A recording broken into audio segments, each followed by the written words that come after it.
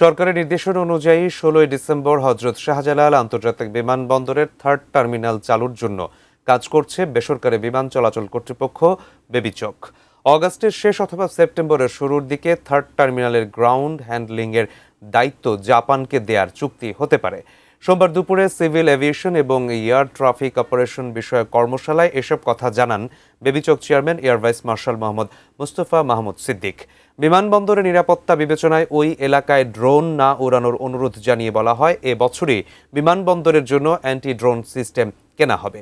এছাড়াও air traffic control ATC স্থাপিত হওয়ায় দেশের সমুদ্র সীমায় বিদেশি উড়োজাহাজের ফ্লাইট চার্জের মাধ্যমে প্রতি বছর ৮% রাজস্ব আদায় বাড়বে বলেও জানান বেবিচক চেয়ারম্যান।